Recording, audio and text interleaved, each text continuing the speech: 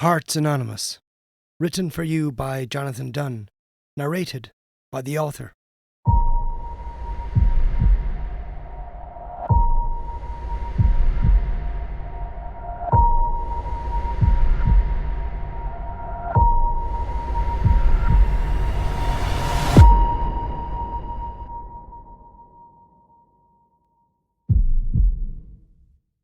Chapter 1. Jack and Jeanie. It is a leaden, gloomy morning, 1st of January 2015. From a mile up in the air, peering downwards, all that is seen is a giant, multicoloured Tetris game in the middle of the green countryside. Floating down into the scene, the Tetris game becomes a multicoloured sea of old cars in an immense scrapyard, one neatly fitted against the next in a perfect square mile of dead vehicles. Pan down another 100 metres on one rusty olive-green roof. Voices are coming from inside the oxidised carcass. Jack and Jeanie up a tree, Kissing. First comes love, then comes marriage, then comes Jeanie with the baby's carriage. Ah, come on, Jeanie. There's nobody around. If you're embarrassed that the cars will see us, then let me assure you that they are dead, despite appearances. This is a car cemetery. Darling, it's not going to happen. I wouldn't even think about it in the back of a cosy Hummer. Never mind a rust-bucket dead beetle, Jeanie grimaces. Even the word beetle is a turn-off. But it's New Year's Day. Not even on Christmas morning, Jack. If you want this kitty to purr, then we need a place of our own with stuff like heat, for example. Jeanie flicks the heater in the engineless beetle. Heat? No heat. Jack huffs his disapproval at Jeanie's unwillingness to live a little and pulls himself through the driver's window, then hauls himself onto the warped roof of the Volkswagen Beetle. What's more private than this, Jeanie? He stretches to the skies, dances a jig on the caved roof, then observes the sea of car roofs around him. He listens to the silence as another flurry of snow begins to fall around them. This isn't a traffic jam in Valhalla. It's a scrapyard closed for the weekend, and when the cat's away, Jack and Jeanie will play. That's probably the point I'm making, Jack. It's a scrapyard. How romantic. It's decadent, I'll give you that much. Geez, whatever happened to young love? Sighs Jack as he clambers back into the drafty Beetle. He fiddles with some dials and puts the Beetle into gear. He hums the sound of the engine and checks his rearview mirror before pulling away from a non-existent curb. He does all of this with a serious expression, so sincere that Jeanie can't keep the giggles away. He keeps on the imaginary road ahead and hums to himself, checking side mirrors. Flicking a glance at Jeanie, then back on the road to nowhere, which is kind of where Jack feels this relationship is going sometimes. I've been thinking. Whoops, I told you not to do that when you're driving, Jackie. No, seriously, I have been thinking. Jack checks more mirrors, adjusts broken switches, then indicates left and turns right. And stop calling me Jackie, Jeanie. Jeanie has seen this behaviour once or twice before. Humour, it's Jack's way of dealing with an impending issue. Behind all the bravado, he's a timid soul. Penny for your thoughts. Jack shakes his head. Nah, forget it. No, come on, tell me. Here's a penny. She hands him a coin she finds at the bottom of her coat pocket. It's a cent, but who cares? Well, I've forgotten anyway, so... I know you better than anyone, Jack, smiles Jeanie. You just bottled out of whatever mad idea you were about to tell me. I can only say no. Exactly, you only say no.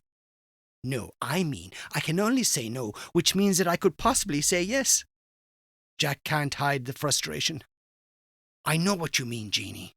It's freezing. My fingers are numb. Let's head back to the warmth of your place or my place. I know we're not alone there, but I've had enough of Herbie rides again for one day. Jack and Jeanie had chosen this Beetle in particular because they both pride themselves on sharing a nerdy liking for films on nobody else's list, like Herbie. Jack feels like cracking a smutty joke, something along the lines of, again? But there hasn't even been a first time yet. Jeanie probably won't appreciate that. Dirty jokes are one way of not getting up close and personal with Jeanie. To hell with it, thinks Jack, changing tactics. No, now I remember. I thought that would jog your memory. Anything to delay going back to the house. I was thinking that maybe we could, Jack gulps, move in together. Jeanie hadn't seen that one coming. Oh, what do you mean? In Oldcastle? I still live with my parents, in case you hadn't noticed. Jack, those two strangers, that man and woman sitting on my sofa, are actually my parents. Oh, you mean your place? Yes, let's evict your parents. Let's place them neatly in a cardboard box and leave it by the rubbish bins. Come on, Jack, be realistic. Jack sneers. Sarcasm is the lowest form of wit. Sometimes I think sarcasm is the only way you will listen. We don't have money, Jack. Why am I getting déjà vu? Because, Jackie darling, the same topic comes around every few weeks. Jack checks his mirrors, indicates to the non-existent curb, and switches off the already off engine. There is a strange silence in the Beetle, almost as if it really had just been running. Jack turns to Jeanie and blows warm carbon dioxide on her gloved hands. I'm your first boyfriend, despite rumours. Jeanie giggles, leans over and softly fists Jack's chin with her gloved hand. We have been together since forever. We're practically a happily married couple. Jeanie studies Jack before looking out the window at the snow falling on the cars. So let's notch it up and take this to the next level. I know you're trying to be difficult. I know that you know that I'm not talking about our life here in Oldcastle. I know you know that this is getting confusing. I'm talking about our university digs in Limerick City. That's a lot of no's, Jack. What do you think? Let's move in together, Jeanie. We can study side by side. Look at me, Jack. Jack does everything but look at her. She knows him so well. He wills his eyes to hers but cannot help the smirk. With raised eyebrows, Jeanie asks, You want us to move in together so we can study? Am I understanding this correctly, Jack? Yes, maybe. Sure. Why spoil this beautiful thing that we have? Jack, this time is special. Sitting in a freezing crock of a car in a scrapyard close to the public is special. Yes, when we're old and grey. Hey, careful, I've already got a few grey hairs. It's true. Jack has begun to turn grey early in life. Though I think it lends me a certain nobility. Despondently, Jack stares blankly out the window at the falling snow. In another world very close to this one, Jack can see himself as that grey old man, but Jeanie isn't by his side, and it hurts. Why can't you just live for now, Jeanie? I'm sharing my digs with a bunch of lovable morons, you know that, and your flatmate drives you nuts. Her name is Ruthy. You've got nothing in common with her. You're grounded and she's airy-fairy. What Jack really wants to say is that he's got nothing in common with Jeanie's roommate and BFF. Yes, Ruthy does have her head in the clouds, but opposites attract. We share a liking for tequila on Thursday nights at Joe Soap's. Who doesn't share a liking for tequila on Saturday nights at Joe Soap's, Jeanie? Jack sighs with desperation. What's the big deal about renting our own place? We'll still be flatmates, only I'll literally be your mate and you'll be mine. And we can be cosy and have privacy and spend our time well studying and mating. We're not spawning frogs, Jack. Jeanie takes his hand in hers. I'm not ready. It will happen, but I prefer to get this last year out of the way, and then we can sing the mating call or whatever it is that you frogs do. Nothing is going to get in the way of me finally finishing my law degree. And you. Jack's clutching at straws. But let's divide our time between work and pleasure, just like we do now. There's no difference. Don't take it personally. Degrees mean jobs, jobs mean money, and money means cozy and private. Keywords from my keynote speech today. Besides, I don't think Ma and Pa will be too enthusiastic about those living arrangements. Jeanie mentions every excuse why they shouldn't move in, but keeps the biggest reason to herself, which is that she's afraid. Afraid that things won't work out when they really get to know each other's annoying little habits and idiosyncrasies. She wants to keep this fairy tale alive by not moving in together. The despondency in her soulmate's face says it all. The more you wait for something, the more you appreciate it when you get it. No, Jeanie, the more you wait for something, the shorter your life is becoming. Carpe diem, that's my motto. Jack feels that he's losing the argument, and a flutter of panic tingles inside him. We're going to be stuck in Oldcastle for the rest of our sorry lives. Not true, Jack. We're going to get our degrees and be shit-hot lawyers in the city, earning a shitload of money. This scrapyard is as good as it's going to get, Jeanie. We've been coming here since we were kids, and we'll still be coming here when we're old and grey. And we've established that I'm already grey. Now, just the old part is left. Oh, don't be ridiculous, Jack. A stroke of brilliance suddenly comes to Jack in a heavenly bolt of lightning. He knows Jeanie's weakness. Why hadn't he thought about this earlier? Probably because his conversation has never gotten as far as it has today. Normally, Jeanie would shoot him down outright, and that would be the end of it. But today, Jack hears a sliver of hope in Jeanie's tone. You know what we need? I can think of one or two things, Jack. We need hard cash so we can rent our own place. We can be independent. And this is Jack's secret weapon. Independent. Our parents aren't going to agree with us moving in together, and the funds will dry up. But if we have our own cash, independent, Jeanie. Independence is and always has been Jeanie's weakness. Jack spots Jeanie blinking more than necessary, a sure sign that she's thinking over this proposition without wanting to admit it. Jack knows that she's dependent on her folks, as is Jack, but Jeanie is as independent as a tomcat and has been struggling with that for the last few months. All Jack has to do is mention the magic word, and that sends Jeanie reeling.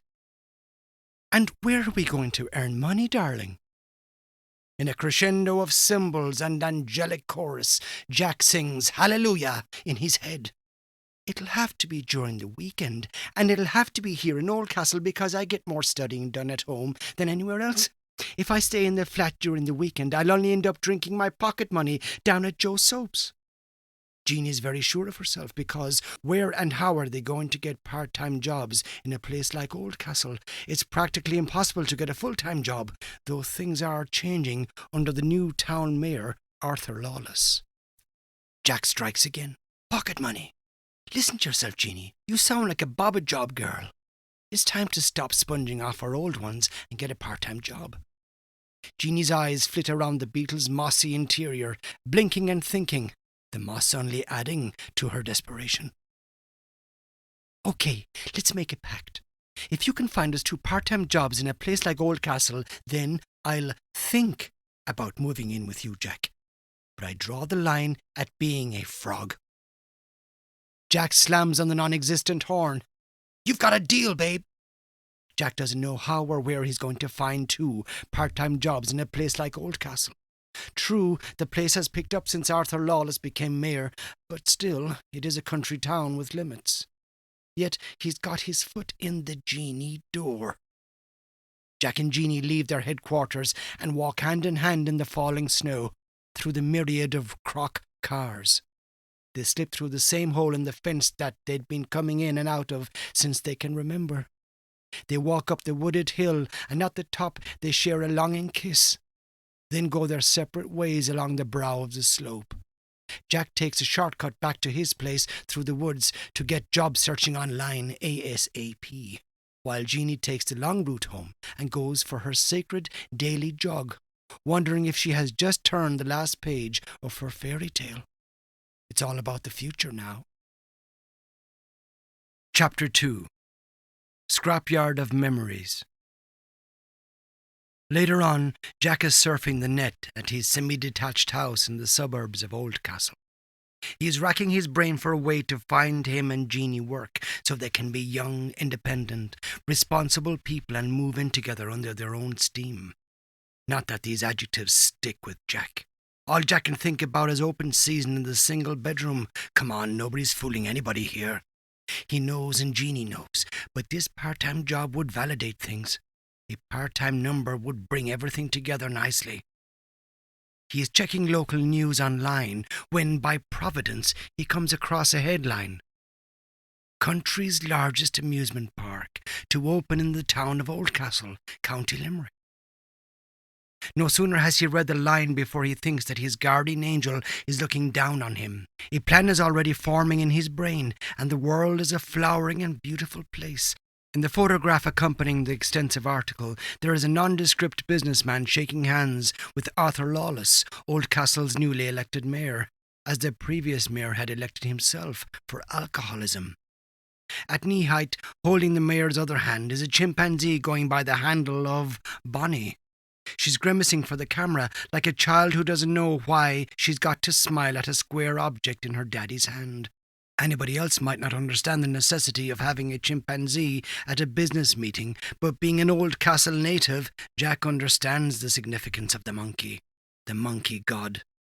It's a long story and has been extensively covered in a book written by Arthur Lawless and his circus that never was. Everybody in town has read The Nobody Show and feels the book does justice to Arthur's doomed efforts that brought him to the brink of madness. But Arthur Lawless has lifted Oldcastle out of the mire and put it on the map. With wide eyes, Jack clicks on the Read On option. The proposed and much debated building of a giant amusement park in Oldcastle has been given the green light. The company, Cloma, which will be responsible for the construction, has told us that they are delighted with the decision and will begin construction immediately. When this reporter asked about the decision to build this amusement park in a relatively secluded area of the country, the company spokesman said that the cult following that has risen from Oldcastle resident and current mayor Arthur Lawless's failed attempt at building a circus gave Cloma inspiration. "We couldn't think of a more perfect site." When asked why Cloma wanted to tempt fate considering the failed circus, the Cloma representative informed us that they want to succeed and finish off what Arthur Lawless started. It's not a circus, but it's the same world of entertainment, good old school fun. Oldcastle has already been put on the map by a series of curious tales that seem to congregate in the town. Books have been written about its characters, and I think Oldcastle itself has become a character. We figured that the country's largest amusement park would fit right in.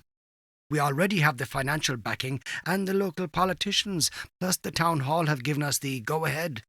Cloma feels that Arthur Lawless deserves to win, and we feel that our new amusement park is going to attract people from all over the country and internationally as well. This will bring revenue into the town and jobs for local people, full-time positions and part-time positions. Jack reads that last line 3 times in succession. He stops reading here because the rest is superfluous. His eyes flit over the last part about the jobs once more and pick out the pulsing words. Part-time positions.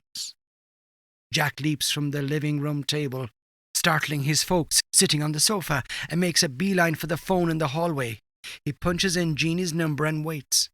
Jeanie picks up on the first ring. "Are you thinking what I'm thinking?" Jack hears the excitement in her voice. "Have you seen it too?" "Just saw it on the 6 o'clock news. I was just picking up the phone to ring you." They say in unison, "The amusement park," answering back simultaneously, "Yes!" "Jeanie, this is a sign. This is Providence, girl.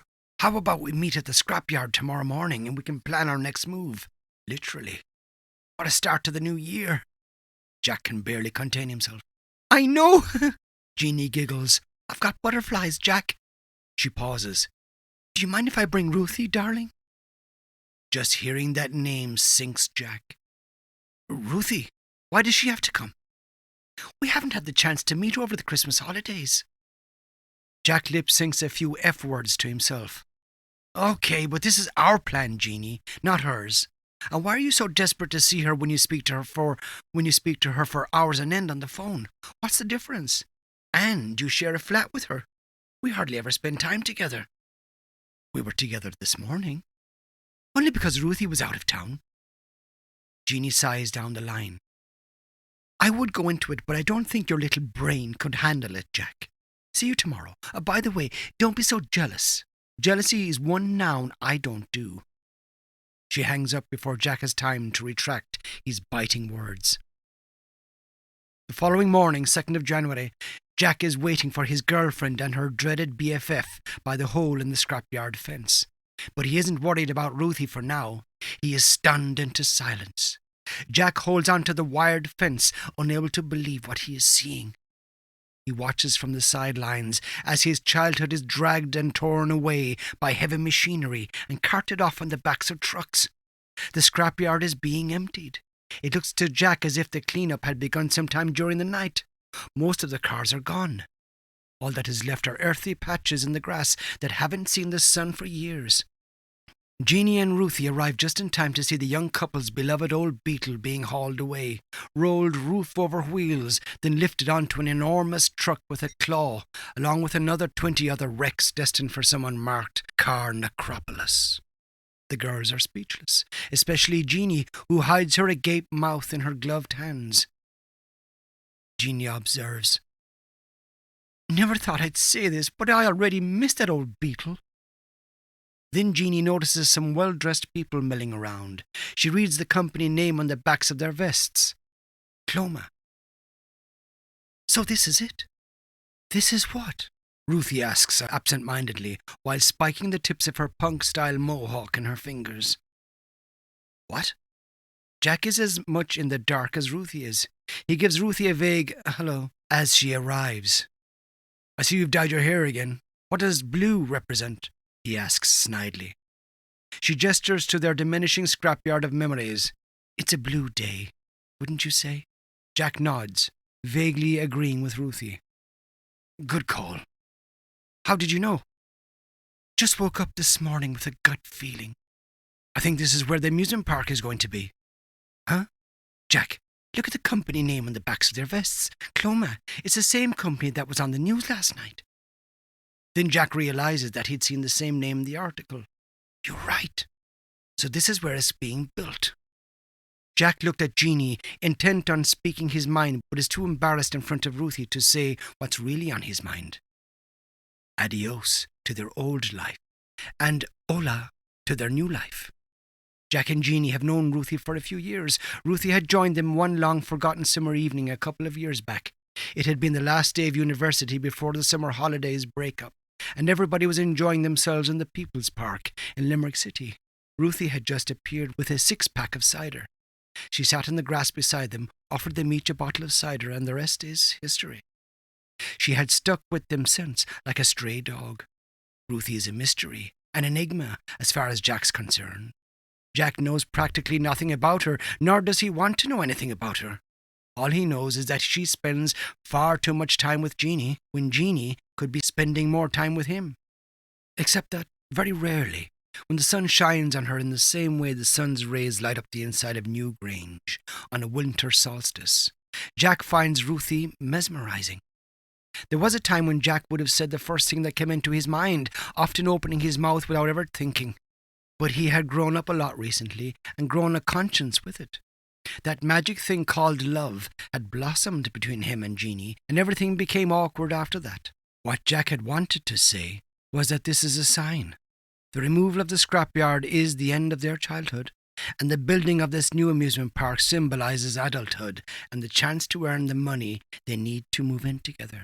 All of this flits through Jack's mind and fizzles out again when one suit comes towards them with a Cloma vest. "What's going on?" Jack asks, forgetting any introduction. "Is this where the new amusement park is going to be built?" The clean-shaven man looks at Jack and the two girls. He smiles at the girls, but draws a blank at Jack.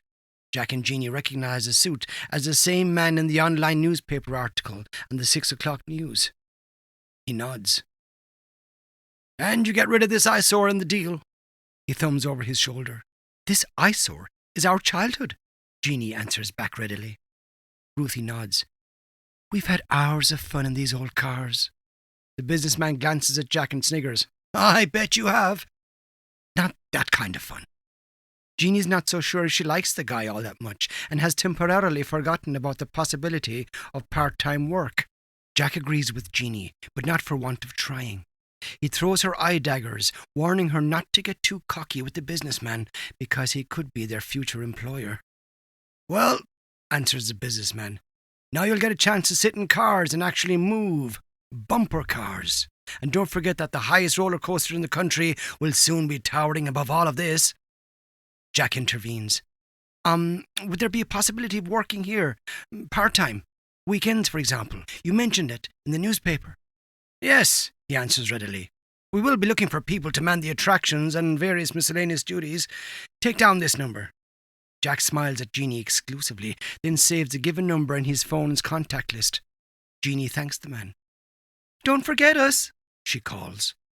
How could I forget you? Says the businessman with an easy smile.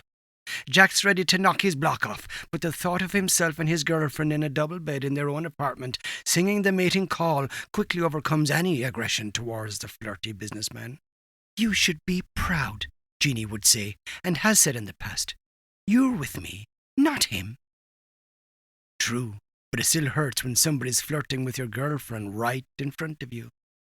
He used to get jealous a lot more in the early days, but he still gets a little green-eyed because of the time Jeanie spends with Ruthy. The businessman adds, This thing is going to be up real fast. We've got a mega team that will erect this in 2 months. This is what they do. Ring that number at the end of February and tell whoever answers that you spoke to Jim. Count me in too, Jim, calls Ruthy. We're a package deal. The businessman doesn't even turn, but just waves back at them as he joins another group of nondescript Cloma suits. Jack's fuming. This is their gig, not Ruthy's. He's about to speak his mind and possibly put his foot in it when he sees that Ruthy has come over all strange and quiet. Bizarrely, she begins to cry. What is it? Asks Jeanie, shrugging her shoulders at Jack. Ruthy tells them. I have lots of great memories here. We'll always have the memories, Jeanie answers and puts her arm around Ruthy. Anyway, how long has it been since we actually spent time here? With a hint of sarcasm, Ruthy answers, Not since you and Jack started going out. I just want to be with you guys. It seems that we are growing further and further apart, and this seems to be the final blow. I hate seeing this disappear because it means we'll disappear. Us, I mean. I only want to work here because it means we'll be together. I know you and Jack are an item, but that doesn't mean you have to alienate me. Even Jack feels guilty hearing these words. Nobody's trying to alienate you. In the back of his mind, he's beginning to regret taking that bottle of cider in the People's Park all that time ago. It's kind of like making the mistake of feeding that mangy stray dog once, and now it refuses to leave. Jeanie, on the other hand, smiles and gives Ruthy a hug as the tears come to her eyes. I hadn't planned on crying this morning. Of course you can work with us, but we don't even know if we have jobs yet, so let's not get ahead of ourselves. Jeanie looks over Ruthy's shoulder at Jack and throws her eyes to the heavens in a, what am I supposed to say? Look. Jack's desperate to tell Jeanie that Ruthy is not going to wreck their dream, when in reality she's just looking for a job as they are. But it means that he has to share Jeanie's time with her all over again.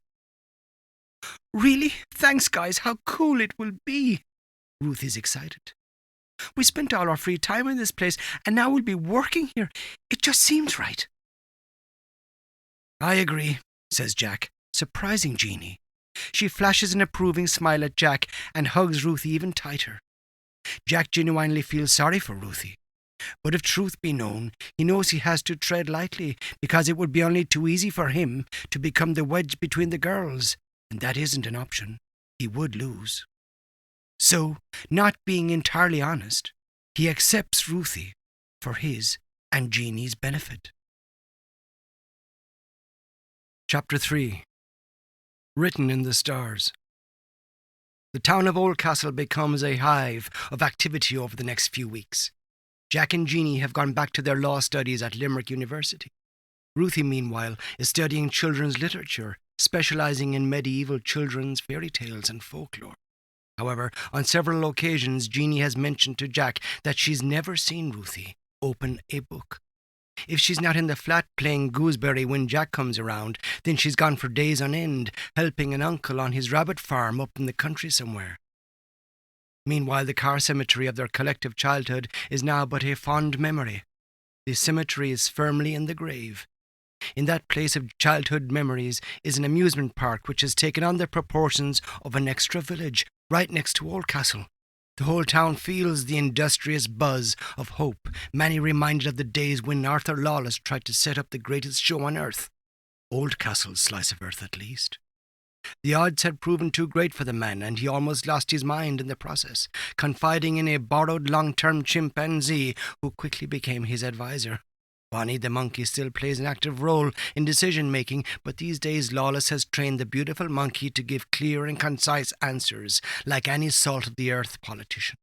So he has trained the monkey to give her answers in 3 straightforward gestures. Hear no evil. Bonnie covers her ears and grimaces. See no evil. Bonnie covers her eyes and grimaces. And thirdly, speak no evil. Bonnie covers her grimace. In other words, the monkey has become a politician. Nevertheless, the inhabitants of Old Castle prefer to put their faith in an attractive female chimpanzee rather than the previous mayor, Moss, the mayor, who is more monkey than Bonnie will ever be. Plus, the good people of Old Castle prefer to hear positive news from a monkey god rather than find an answer at the bottom of a whiskey tumbler down at the Hound. The big attraction of the amusement park, the roller coaster, is already drawing crowds from Old Castle and nearby towns as it is being built.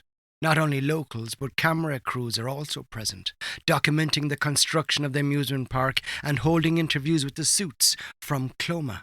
People pull up in their cars on top of the hill to watch the attraction wind and snake its way skywards. Just when people think that it cannot possibly get any higher, the builders add another 5 meters of height.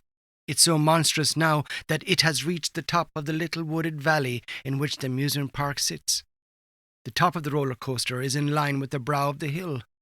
Right in the middle of the roller coaster is a quick succession of 3 loop-the-loops which peak at the top of the hill, spiraling along in a dizzying series of hard G-force loops. Another attraction getting a lot of attention is the giant zombie lying on his back with a ghost train, riding through his 30-meter plexiglass gut. Looking downwards from the top of the hill, he looks a little creepy, forever staring upwards with dead eyes. It is Saturday, 28th of February. Jack, Jeanie and Ruthy are among the onlookers that have gathered along the top of the hill to watch as the amusement park grows and grows in every way. Jack and Jeanie have been coming here every Saturday morning to see the progress. Ruthy had gone to her uncle's place for a couple of weekends to help out on the rabbit colony. As the park expands, it gradually becomes more difficult to imagine that their scrapyard ever existed. Jack and Jeanie have been making moving-in plans over the phone, as if they already had jobs, and the interview was only procedure. They are keeping their plans a secret from Ruthy for now. That had been Jeanie's idea. She wants to tell her best friend when the time is right. Jack's response was, as if we need permission from her. Will we ring? He asks Jeanie, not making eye contact with Ruthy. Jeanie looks down on the proceedings below. She takes a deep breath. Now is as good a time as any, I suppose. He did say to wait until the end of February. Without hesitation, Jack dials the number, which they were given at the beginning of the year by the Cloma suit named Jim. He waits for an answer and explains who they are, why they are ringing, and the contact name they were given. The chirpy woman on the other end of the line directs Jack and the 2 girls to an on-site prefab cabin, which they can see from their vantage point. Panic lights up Jack's face. In unison, the girls mime, What? Right now? Exclaims Jack on the phone. But, we're not really dressed for the occasion, he jokes. We didn't think we would be having the interview right now. The woman on the other end of the line chimes in, This is an amusement park, Jack. Suit and tie strictly outside the gates. From that, Jack garners that their attire is good to go. He thanks her and makes a beeline for the prefab building. Like this? Now? Jeanie looks at Ruthy. But Ruthy hasn't even combed her mohawk. A crazy fit of giggles erupts between them as they run down the hill at top speed, laughing off their nervous butterflies all the way to the bottom. A few minutes later, they're knocking on the door of the prefab and are beckoned in by the same friendly voice Jack had listened to on the phone. Doors open. The prefab is colder inside than outside. A lean, ruddy-faced woman wearing a parka coat and what appear to be several cardigans beneath it, plus a violet woolly hat, is sitting behind a fold-up table. She's wearing an impressive pair of boots and multiple pairs of woolen socks inside. She introduces herself as Catherine. She tells them, Natalie will see you now. All of us? Asks Jeanie. Yes, Jim mentioned that you come as a package deal. She smiles, which gives unending optimism to the 3 hopeful candidates. 15 minutes later, the three emerged from the freezing prefab, aglow and smiling. "We did it!" Jack rejoices once they close the prefab door behind them. Jack and Jeanie smother each other in a hug, knowing the real significance of this hug. Ruthy joins the hug. Jeanie lets go of Jack and returns the hug, whereas Jack distances himself a little, already fearing the moment when Jeanie will have to break the news to her. And if Jack knows Jeanie as well as he thinks he does, then that moment is now. He walks away up the hill, giving Jeanie space to tell Ruthy their news. A few steps ahead, he turns back to see Jeanie and Ruthy in deep conversation. They are just standing there with their hands in their pockets, while Ruthy looks at Jeanie and listens to what she has to say. Deep down, Jack feels sorry for Ruthy and begins to regret keeping this a secret. The fact that he's taking her best friend is also playing on his conscience. He has dreamt of this day for a long time, when he would finally win Jeanie over Ruthy, but now he doesn't feel too great, and a little petty with it, if he's to be honest with himself. Ruthy, Jack often thinks, seems to be a lost soul, only drifting with the tide. Then the girls stop their conversation and follow on up the hill towards Jack. Jack doesn't see any sign on Ruthy's face that Jeanie has just broken the news. "Did you tell her?"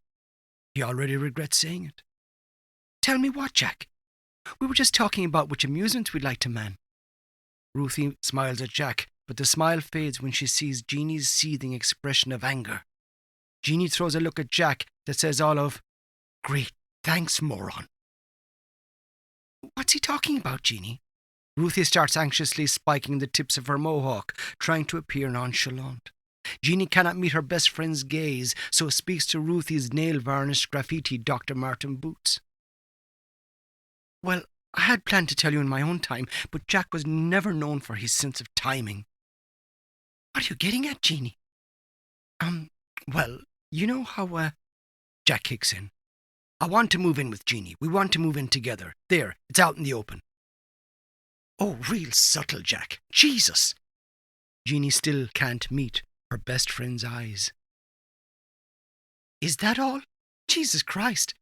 She eyes Jeanie. "I thought you were pregnant or something." Ruthy attempts a laugh. "So you don't mind?" asks Jeanie. "No, why would I? It means cheaper digs." Jeanie frowns at Jack and back at Ruthy. "Huh? What do you mean?" Ruthy giggles in that Ruthy way. "I know math isn't your strong point, Jeanie, but 400 divided by 2 and 400 divided by 3 isn't the same. Instead of 200 a month, I now have to pay..." Ruthy looks into the sky and begins wriggling her forefinger in the air as she mentally divides. Jeanie's smile drops when she realizes that Ruthy is dividing 400 by 3. "Uh-oh," is all Jack can muster, and Jeanie nods her head in silent agreement. Jack takes this as his cue to walk away again, discreetly at first, then picking up pace until he is out of earshot and well into the woods. He cannot bear to watch. "Ruthy," begins Jeanie, "I think you're getting the wrong end of the stick. What Jack means, and, what I mean, is that we want to move in together." She holds up 2 fingers to drive her message home and apologetically adds, "2 together," in a little voice. Ruthy's finger stops mapping the sky with numbers. Instead, she just stares at the clouds for a moment, unblinking. "Yeah, I know," she answers defensively and walks off in Jack's direction. Jeanie follows. They catch up with Jack, but Jack plays dumb. The situation is already uncomfortable enough. "I'm only pulling your leg. I knew that's what you meant, Jeanie." Ruthy gets the Academy Award for Worst Actress. Jack and Jeanie can clearly see that Ruthy's hurting. She hadn't suspected this bombshell, and she's trying her best to play along. "Of course you want to move in together. If I could choose to be a fruit, I'd probably be a strawberry or a cherry." Jeanie frowns. Which means that I'm no gooseberry," Ruthy clarifies. Jeanie utters a strained laugh. Ruthy goes on, "I think everybody should move in together as a trial period before marriage." Jeanie laughs along with Ruthy. The more Ruthy laughs, the closer Jeanie is to tears. "I wouldn't go that far just yet," says Jeanie, wiping bittersweet tears from her eyes. An odd expression flashes across Ruthy's face. "Yeah, you're probably right. Anyway, the last thing I want to be is a gooseberry, and if that means having to find my own digs and paying full whack, then so be it." I can handle it. I'm a big girl with deep pockets. Everybody reads the biting sarcasm between the lines. Look, I was going to tell you, Ruthy, in my own time, but Jack's got a big mouth. She throws him more eye daggers. Jeanie, I'm not a kid. I just knew getting rid of the scrapyard was the start of the end for us. She smiles a little creepily. It was an omen, Jeanie. Jack pipes up. Ruthy, it's just the next step. Yeah, only I'm not on the same step, Jack. Ruthy does that eerie smile again. But at the end of the day, we are all on our own path, and we cannot change that. It has been written in the stars since before we were born. It's called fate. Jack decides to add some wisdom. Shit happens, Ruthy.